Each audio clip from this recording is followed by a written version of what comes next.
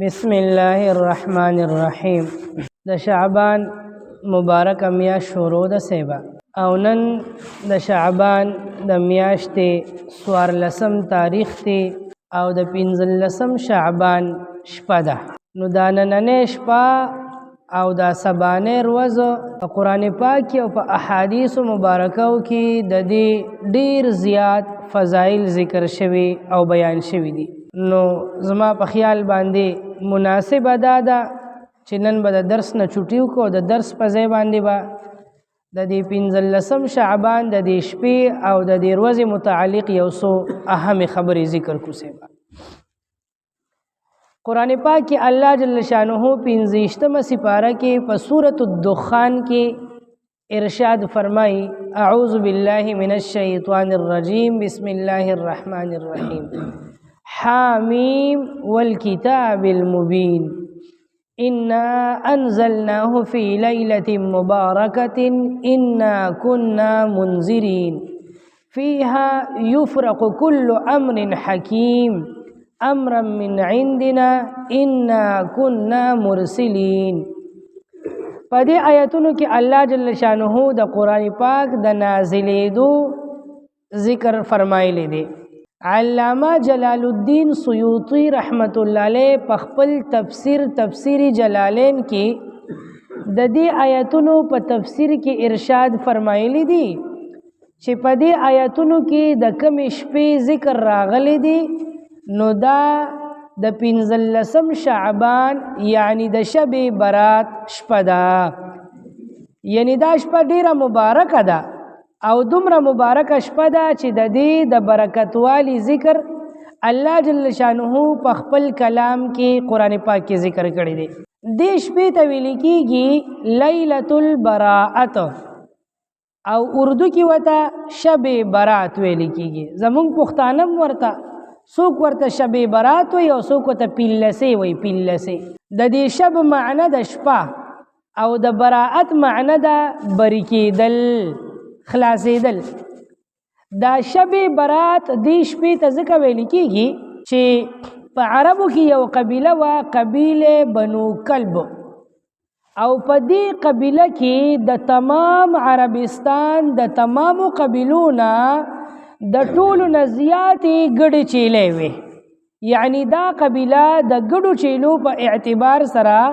د عربو ته تمامو قبایلو نه لویه قبیله وه. نو په یو موقع باندې حضور پاک صلی الله علیه وسلم ارشاد فرمایل چې د شب برات دا شپه دومره مبارکه ده چې د الله جل شانه د طرف نه په دې شپه کې عام رحمتونه په تمامو بندگانو باندې راوریږي او الله تعالی د تمامو بندگانو عام مغفرت کوي. او په دې موقع باندې حضور پاک دا ارشاد فرمایل چې په دې شپه کې الله جل شانه د قبیله بنو کلب د ګډو چیلو د ویختو په مقدار باندې خپل بندگان بخي. د ګډې چیلې په دې ملا باندې ویخته ډیر زیات وي سیبا او قبیله بنو کلب د دیو ګډې چیلې د تمامو عربو د قبیلو نه زیاتې وي. نو دا حضور پاک صرف د کثرت او د ډیروالي دپاره تشبیه ورکړله چې څومره ویختان د بنو کلبو د ګډو چیلو په ملا باندې دي د دینه د زیاتو بندگانو الله بخنه په دې شپه کې کوي او د مغفرت اعلان ورته کوي. نو ځکه په دې شپې ته شب براءت او لیلۃ البراءت ویل کېږي سیبا. یو حدیث مبارک کې دام راغلی دی چې د دې شپې په دې اخیره حصہ کې د الله جل شانه د طرف نه د آسمانی دنیا نه یو فرشتہ اعلان کوي او په هغه اعلان کې درې خبرې ذکر کوي. اول خبره دا کوي چې آیا څوک غوښتون کې شته چې الله تعالی ورته ورکړو کی؟ آیا څوک غوښتون کې شته چې د الله نه څوک غواړي او الله ورته ورکي؟ او دویم د دې خبرې اعلان کوي چې آیا څوک بخنه غوښتون کې شته چې بخنه وغواړي د الله نه چې الله یې معاف کړي؟ او دریم اعلان د دې خبرې کوي چې آیا څوک رزق غوښتون کې شته چې الله ورته فراخ روزي ورکړي؟ او بعضو احادیث مبارکو کې نور مختلف خبرې هم ذکر شوي دي. نو د الله د طرف نه باقاعده یو आवाज کوونکی فرشته आवाज کوي. نو چې کوم بنده په دغه وخت کې ویښ وي او په عبادت کې مشغول وي او د الله نه غوښتنه کوي نو الله یې فوراً دعاګانې قبلوي. یو حدیث مبارک کې راغلی دی حضرت علی رضی الله تعالی عنہ ارشاد فرمایي چې پیغمبر صلی الله علیه وسلم ارشاد فرمایل اذا كانت ليله النصف من شعبان کله چې د شعبان د میاشتې د نیم شعبان د شپه راشي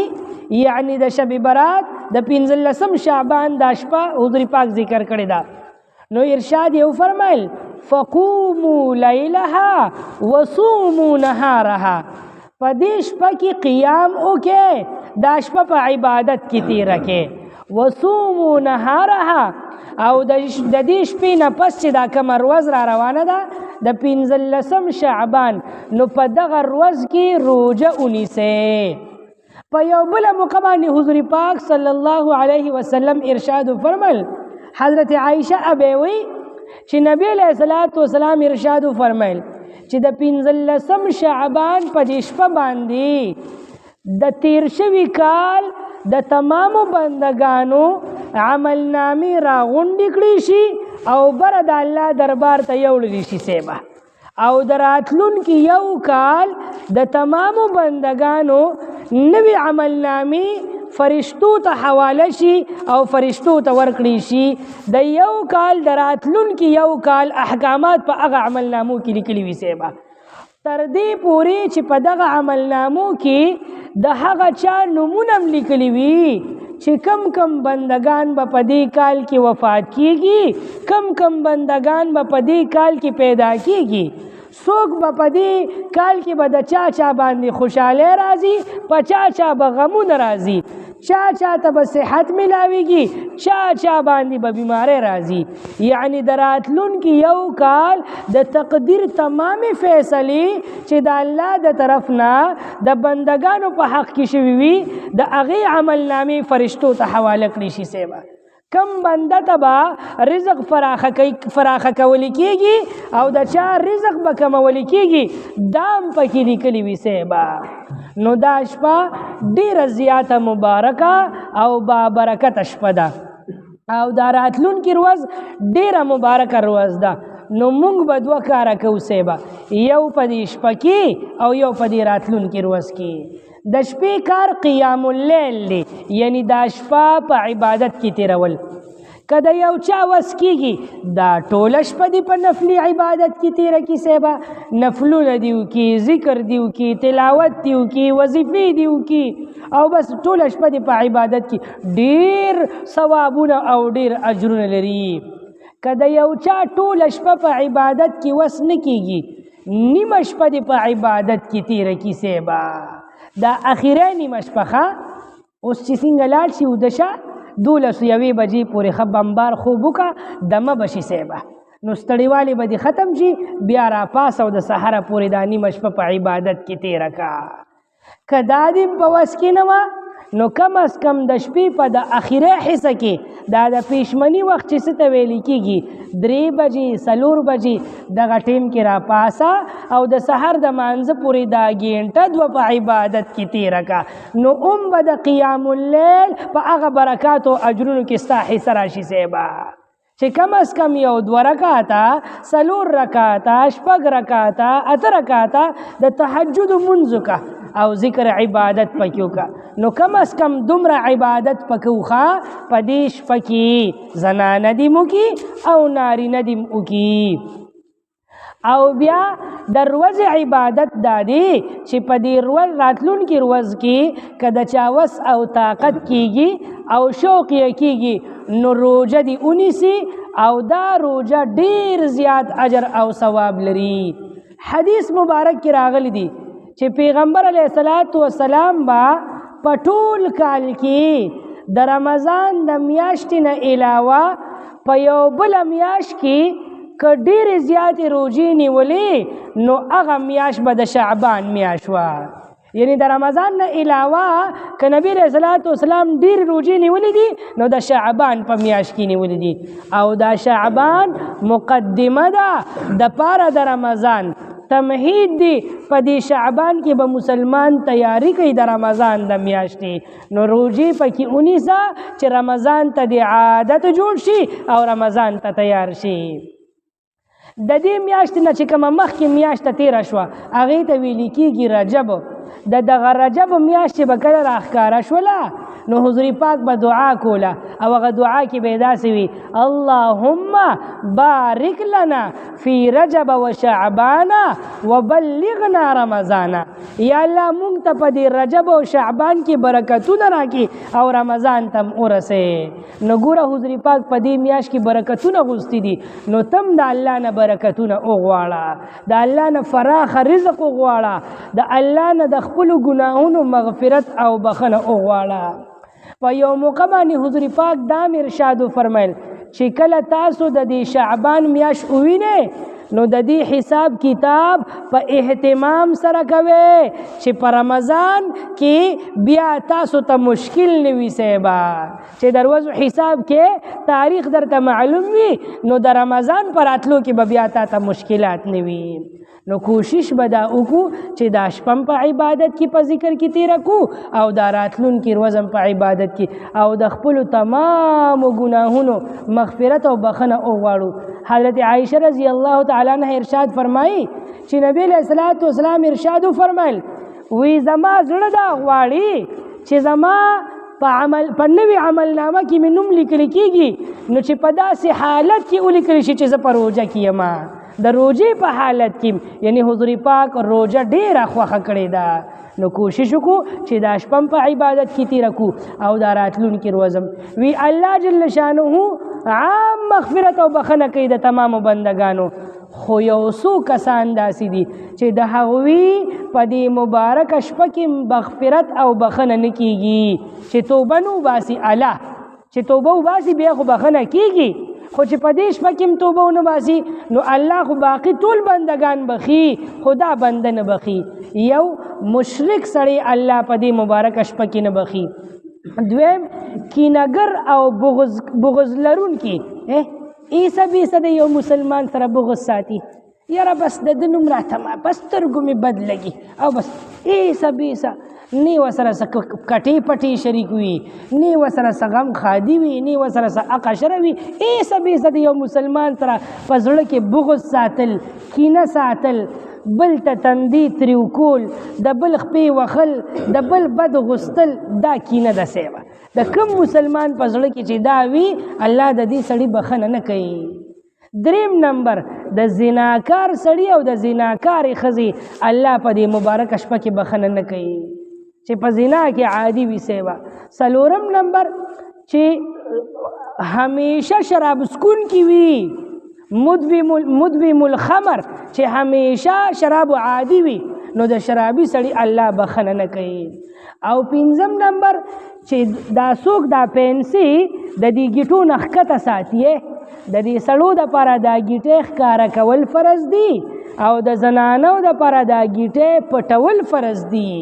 چې زنانه ګیټې ښکاره کړي دا پنسي داسې کچې کچې تنګې تنګې کړي او د ګیټو نه بره وي صیبه په دیو باندې د الله لعنت ورېږي د داسې زنانه الله بخښنه نه کوي او داسې نارینه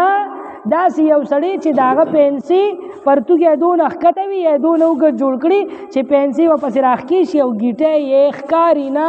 ګیټه یې که پرتوګ وي که پینټ وي که لنګ وي که هسې څادر تړلی وي په دې تمامو حالتونو کې چې بنده ولاړ وي چې ودرېږي او د ده پرتوګ چې کوم دی هغه پنسي د ګیټو نه ښکته وي ګیټه پکې پټې وي نو د داسې مسبل الازار هغه پنسي ځوړندونکي د ده بخښنه الله جل شانه په دې مبارکه شپه کې نه کوي او یو شپږم نمبر ذکر شوی دی څوک چې د دنیا دپاره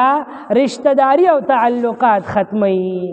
چې د رشتہ دارو سره رشتہ داری ختمي د دنیا د پاره د پیسو د پاره د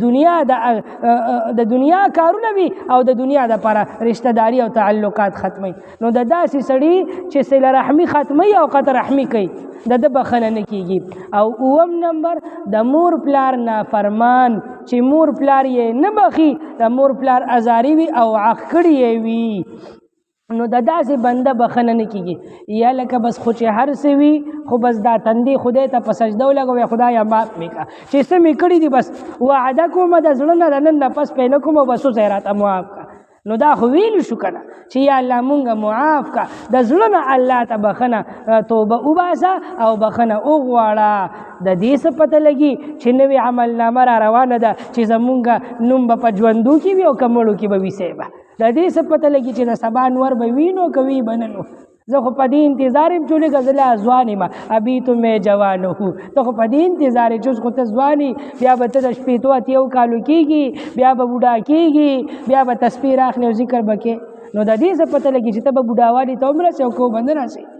او چې اوس اوده شي او سار دې صاحب په کټ کې روچت کې سار دې اعلان وشي نو بیا نو کوشش وکړو د خپلو ګناهونو خطاګانو بخنه او مغفرت غواړو د الله نه او د شپه په عبادت کې تېره کړو بعضې بزرګانو په دې مبارکه شپه کې یو وظیفه ښودلې ده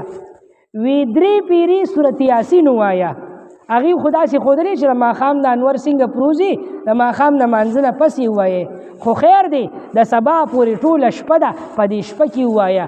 درې پیرې سورت یاسین ووایه یو پیره سورت یاسین د دې دپاره ووایه وی یا الله دا سورت یاسین می خاص تا د رضا دپاره ووي او د دې سورت یاسین په برکت باندې زما ګناهونه معاف کا یو به د دې دپاره ووي په دویمه پیره چې سورت یاسین ووي نو په دې نیت یې ووایه چې یا الله په دې راتلونکي کال کې ما د رزق د تنګسیا نه وساته او فراخه او حلاله روزي راته را نصیب کا دا دوه پیرې او په درېیمه پیره چې سورت یاسین ووې نو دا دعا وکړه وی یا الله دا سورت یاسین می په خپل دربار کې قبول کا او د دې سورت یاسین په برکت می ځان ته محتاجه کو د بنده د محتاجۍ نه می وساته نو بزرگانو حضراتو دا یو ترتیب مقرر کړی او بعضی بزرگان فرمایي وی دا وظیفه ده د حضرت عبدالقادر جیلانی رحمت الله علیه وا هغوی ورسره یو کتاب کې بیا یو اوږده دعا هم لیکلې ده او دا عمل یې لیکلی دی نو هغوی فرمایي چې ما به کلم د شب برات په شپه باندې دا وظیفه وکړه نو ټول کال به مې روزي فراخه وه د ګناه نه به مې نفرت کېدو د نیکۍ به مې شوق پیدا کېدو او ټول کال چې کوم دی زما دا زړه به د ایمان په رڼا باندې منور اوسې به او زه الله تعالی به ټول کال کې چاته محتاجه کولم نه نو ډېره اسانه وظیفه ده سورت یاسین درې پیرې ووایو او درې واړه پیرې هره پیره کې خصوصي دعاګانې وکړو او که څوک د شپې هم نشي پاڅېدی نو کوشش وکړه دا د ماسخوتن مونځ جمع سره وکړه که دې نه کړي نو اوس یې وکړه صاحبه او بیا ترې نه وروستو یو دوه رکعته د توبې مونځ وکړه الله نه بخښنه وغواړه او سحر وختي پاسه جمع کې شریک شه نو چې کومه عملنامه دې ځي په هغې کې به د اخري نوم په مونځګزارو کې ولیکلی شي او چې نوې کومې عملنامه راځي نو په هغې کې به د اولني نوم په مونځګزارو کې ولیکلی شي نو دا هم ډېر برکتونه حاصلول دي او د الله د رحمتونه ځان ته متوجه کول دي الله دې موږ له د عمل کولو توفیق راکی کمی بیشی درات اللہ جل شانہ معاف کی اللهم ربنا آتنا فی الدنیا حسنة وفی الآخرة حسنة وقنا عذاب النار ربنا فاغفر لنا ذنوبنا وكفر عنا سیئاتنا وتوفنا مع الأبرار اللهم إنك عفو كريم تحب العفو فاعف عنا یا کریم یا اللہ زمون صغیرہ کبیرہ گناہونا معاف کا یا اللہ زمون دخپولا سنو گناہونا معاف کا یا اللہ زمون دسترگو وگونو گناہونا معاف کا یا اللہ د جبی او د زړه گناہونا معاف کا یا اللہ زمون پا گناہونو باندې د عفو قلم را کاگا یا اللہ مونږ ناراضی شه داسې رانه راضي شه چې یا الله بیا هیڅکله ناراضه نشي. یا الله مونږ ته خپل رضا او خپل دیدار را نصیب کا. د حضور پاک صلی الله علیه وسلم رضا او دیدار مو نصیب کا. یا الله په دې شپه کې مونږ ته د ډېر عبادت کولو توفیق راکا. په دې راتلونکي ورځ کې مونږ ته د روژې نیولو توفیق راکا. زمونږ تمام ګناهونه خطاګانې مونږ ته په خپل رحم او کرم باندې معاف کا. یا الله مونږ ته په خپل کلام باندې د عمل کولو توفیق را نصیب کا. یا الله د نبی علیه الصلاۃ والسلام مبارک سنت طریقې زمونږ په زندګو کې راوله. یا الله د دنیا او د آخرت خوشحالي نصیب کا. یا الله د دنیا او د آخرت د پریشانونو حفاظت کا. څومره بیماران وي یا الله صحت کامله عاجله مستمر نصیب کا. د خپل خولې لاړې دارو کا. مردگان د اسلام یا الله ټول بخا. یا الله مونږ ته د هر نیک عمل توفیق راکا. یا الله مونږ د هر ګناه نه وساته. یا الله د زنکدن سخت را باندې اسانه کا. د قبر د عذابونو حفاظت کا. یا الله د قیامت دروازې د غي سخت ګرمۍ نه حفاظت کا. د قیامت دروازې د سخت نه وساته. د قیامت دروازې په غي سخت ګرمۍ کې د خپل عرش د سوري د لاندې زیرا کا. یا الله عمل نامه راته په ښي لاس باندې راکا. د ګس لاس د عمل نامې نه وساته. یا الله د نبی علیه الصلاۃ والسلام شفاعت منصیب کا. د حضور پاک صلی الله علیه وسلم د لاس د حوض کوثر اوبه منصیب کا. یا الله پولیس ورات باندې د بجلی د پلق په شانتي پوری باسلی کا. یا الله جنت تم بی حساب بی کتاب داخل کا. یا الله په جنت کې د نبی علیه الصلاۃ والسلام په چم گاون کې زیرا نصیب کا. مسلمانان چې په کوم ځای کې په مشکلاتو کې دی یا الله مشکلات د خپل غیبی خزانو نه حل کا. څوک قرضدار دی یا الله قرضونه د غیبی خزانو نه ختم کا. د چا په زړه کې څه قسم شرعي مرادونه دی یا الله د زړه مرادونه پوره کا. څوک ناواده کړي دی یا الله مناسب خپل زینو کې رشتي وکا. د چا رشتي شوی دی او به اولاد دی یا الله خپل روغ صحت والا نیک عمل او دیندار او صالح اولاد ورته نصیب کا. جولې د اولاد د نعمت نه ډکی کا. یا الله د چا بچشته دي نافرمان دي تی ورته فرمان بردار جوړ کا. او یا الله د چا بچشته دي با عمل دیندار قرآن خوانه ورته لوی کا. یا الله زمون په ژوندونو کې برکت واچوا. په کورونو کې برکت واچوا. په اولاد کې برکت واچوا. یا الله په روزګارونو کې خیر او برکت واچوا. په زنانو کې خیر او برکت واچوا. په بچو کې خیر او برکت واچوا. یا الله مونږ د دشمنانو د شر نه وساته. د ظالمانو د ظلم نه حفاظت کا. په مظلوم باندې د ظلم کولو نه حفاظت کا. یا الله چا سره د ناحق زیاتی کولو نه حفاظت کا. یا الله د ظالم د ظلم او د ظالم د گزار نه حفاظت کا. یا الله عزتونه او حیا او پردم راولا. یا الله د بی عزته د ژوند نه مساته. یا الله د عزت زندگی را نصیب کا. یا الله د شهادت مرګ را نصیب کا.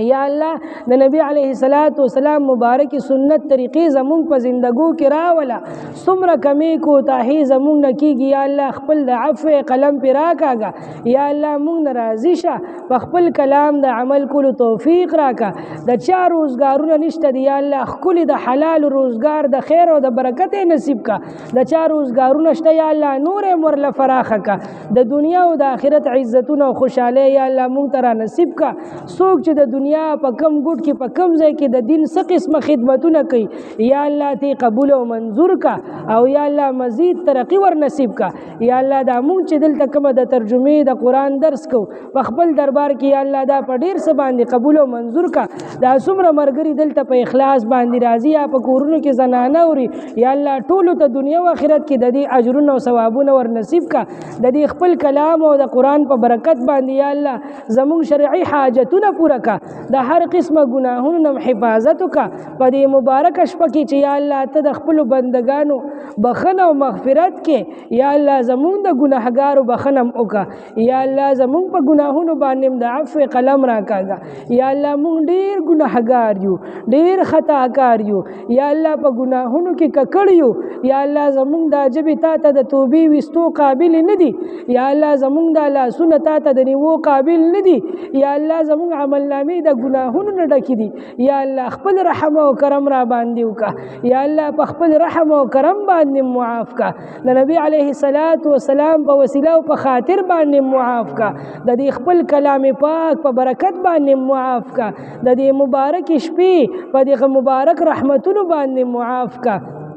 یا الله زمونږ دعاګانې په خپل رحم او کرم باندې او د نبی علیه الصلاۃ والسلام په وسیله او په خاطر باندې په ډېر څه باندې قبول او منظور کړه. نبی علیه الصلاۃ والسلام چې څومره د خیر دعاګانې کړې دي یا الله زمونږ پکې پوره حصہ وکړه. نبی علیه الصلاۃ والسلام چې څومره د شر د سيزونو نه پناه غوښتې ده یا الله مونږ ته پناه راکړه او دعاګانې یا الله په خپل دربار کې قبول او منظور کړه. صلی الله تعالی علی خیر خلقه محمد وآله وأصحابه أجمعين برحمتك يا أرحم الراحمين.